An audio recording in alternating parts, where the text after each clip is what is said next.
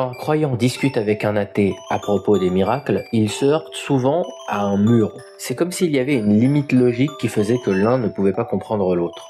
Il me semble qu'il y a cette sensation chez les croyants, et je sais parce que j'en ai fait partie, qu'à la vue de quelque chose qui nous paraît clairement comme étant un miracle, l'athée va systématiquement opter pour l'hypothèse prosaïque. Il semble que l'hypothèse du miracle est rejetée un peu par principe. Non, ça peut pas être un miracle parce que ça contredit la science et c'est tout. Ici, je vais tenter, non pas de vous démontrer quoi que ce soit, ça n'est pas l'objet de la vidéo, mais de vous faire comprendre pourquoi est-ce qu'on n'opte jamais pour l'hypothèse du miracle et pourquoi ça n'est pas dogmatique. Tout d'abord, je vous propose la méthode de Mathieu Lavagna, qu'il considère rigoureuse avant d'opter pour l'hypothèse du miracle. Rappelons d'abord en quoi consiste la méthode historique. Elle se résume principalement en 2 étapes. D'abord, on établit un ensemble de faits historiques bien établis, puis, dans un second temps, on cherche à expliquer l'ensemble de ces faits en élaborant les hypothèses les plus convaincantes possibles. On cherche d'abord à expliquer les faits en faisant appel à des hypothèses naturelles, et si toutes ces hypothèses échouent, alors et seulement alors, il est justifié de postuler une hypothèse surnaturelle comme la résurrection. Voilà, c'est la méthode qu'il défend, il a le droit, et je vais ici essayer d'expliquer mon point de vue et ma méthode. Vous pouvez ne pas l'adopter, ma méthode n'a rien d'académique, c'est une formalisation de ma pensée. Ce que je vous demande ici, c'est de juste bien vous concentrer et essayer de comprendre le fonctionnement. Si je réussis mon objectif dans cette vidéo, vous ne serez pas athée à la fin de celle-ci, vous pourrez continuer d'être totalement croyant et même de croire au miracle, mais vous sortirez en vous disant « Ah ok, c'est bon, je comprends rationnellement son point de vue, ça se tient, c'est pas le mien, mais je comprends. » Alors mettons que nous avons maintenant un phénomène que nous voulons expliquer. Pour ce faire, comme l'a dit Mathieu, on va apporter plein d'hypothèses pour expliquer ce phénomène. Et bien ici, je vais vous proposer une certaine méthode pour classifier ces hypothèses. Je vous rassure, ici je suis pas en train de réinventer le rasoir d'Occam ou même la pensée bayésienne. Il s'agit juste d'une façon de le formaliser qui n'est pas du tout académique, mais qui sert à peut-être faire comprendre à un croyant que ce qui peut lui paraître dogmatique est issu en réalité d'une limite technique. Et je préfère vous prévenir, lorsque je vais vous l'exposer, vous aurez 2 objections majeures. C'est majeur. Je vous demande de ne pas tout de suite les écrire en commentaire et d'attendre la fin de la démonstration, car je compte y revenir. Prenons un phénomène que je cherche à expliquer. J'arrive dans mon salon et je vois un verre cassé en 1000 morceaux par terre. Je peux faire plein d'hypothèses, c'est le chat qui l'a renversé, ou alors un cambrioleur a réussi à pénétrer dans mon appart sans effraction, a cassé le verre, a paniqué et est reparti sans rien toucher d'autre. Ou alors, mettons que j'ai une vidéo de caméra surveillance où je vois le verre léviter avant de tomber à terre et de se fracasser sur le sol. Je peux également opter pour l'hypothèse du miracle, tout simplement. Et je vais classer ces hypothèses selon 2 critères. Premièrement, est-ce que l'hypothèse convoquée fait intervenir un élément conforme aux connaissances scientifiques actuelles? Et je précise, j'assume ici ne parler que des connaissances scientifiques actuelles. Et je sais que la science évolue et que les connaissances d'aujourd'hui pourront être mises à mal par les connaissances de demain. Je vais y revenir. Ou alors l'élément contredit les connaissances scientifiques actuelles. Il contredit les lois de la physique, bref, un phénomène surnaturel. L'autre critère, c'est est-ce que l'élément de mon hypothèse est fondé ou bien infondé.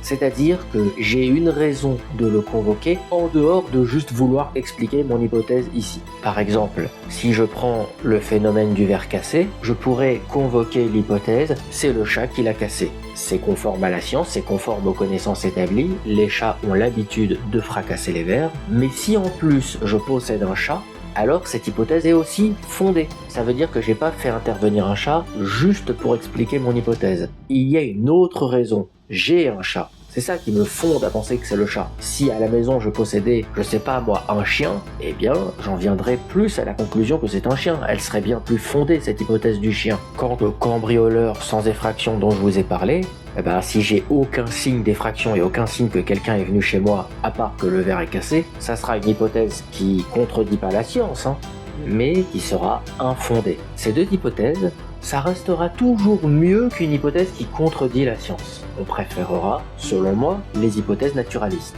Et c'est à ça que sert mon petit tableau. Je vais tracer une barre à cet endroit-là, et vous annoncer bien navré que je ne sélectionnerai jamais une hypothèse qui sera en dessous de cette barre.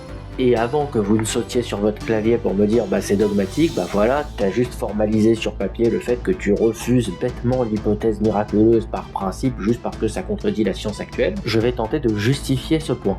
Ce qui exclut d'office les hypothèses du miracle, ce n'est pas juste mon envie de ne pas croire à des choses ridicules. C'est une limite technique que j'appelle la limite de l'hypothèse absente. C'est-à-dire que je vais convoquer ici une hypothèse bien précise qui va se charger, malgré elle, d'éliminer toute hypothèse miraculeuse. Et cette hypothèse, c'est l'hypothèse qu'il me manque une hypothèse qui expliquerait bien le phénomène. Je précise, c'est un argument d'ignorance, c'est un argument irréfutable. Ouh là là, après nous avoir expliqué que les arguments irréfutables c'est pas bien pendant plusieurs vidéos, Yakov invoque un argument irréfutable. Donc là, les 3/4 d'entre vous vont quitter la salle, et le quart restant sera tétanisé. Et oui, et je l'assume, parce qu'un argument irréfutable reste quand même meilleur qu'un argument qui contredit les connaissances établies. Donc, mathématiquement, en utilisant le rasoir d'Occam, l'hypothèse selon laquelle il me manque une hypothèse qui expliquerait correctement le phénomène devant moi reste toujours meilleure qu'une hypothèse surnaturelle. C'est pour ça que je n'opte pas pour le surnaturel. Et j'ai appelé cette façon de visualiser la hiérarchisation des hypothèses le crible de l'hypothèse absente.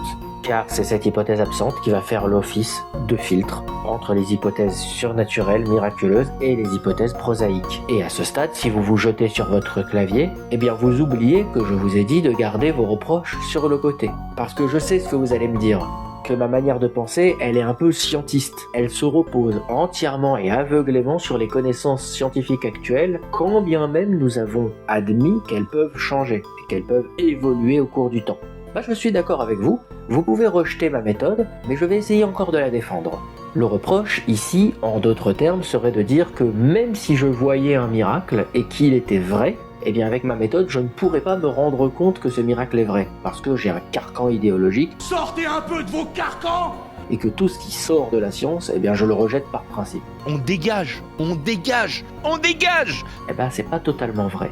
C'est juste que pour que je reconnaisse la réalité d'un miracle, ça doit pas se faire dans ce sens-là. On doit pas faire les choses à l'envers. De mon point de vue, on doit pas commencer à adopter comme vraies des hypothèses en dehors du champ de connaissances établies, puis tenter d'élargir la connaissance établie pour qu'elle puisse contenir les hypothèses qu'on avait envie de contenir. C'est pas comme ça que ça se passe. On doit travailler, on doit faire des recherches, et en le faisant, c'est ce qui se passe depuis des centaines d'années, le champ de nos connaissances grandit naturellement. Et si celui-ci grandit suffisamment pour inclure les phénomènes que l'on appelle surnaturels aujourd'hui, l'hypothèse du miracle passera au-dessus de ce filtre-là. Si on avait mesuré clairement et proprement Dieu de façon scientifique, ce qui selon moi serait le cas si jamais il avait une action sur le monde, cette action on pourrait la mesurer. Quoi qu'en disent les gens qui disent qu'il est impalpable et transcendant, non, s'il est impalpable et transcendant et que je ne peux pas le mesurer, c'est qu'il agit aucunement sur le monde. S'il agit, je pourrais mesurer au moins cette action de façon indirecte. Et si demain les scientifiques disent oui, il existe des fois où par exemple il y a des constantes cosmologiques et là elle fait comme ça parce que Dieu il a décidé.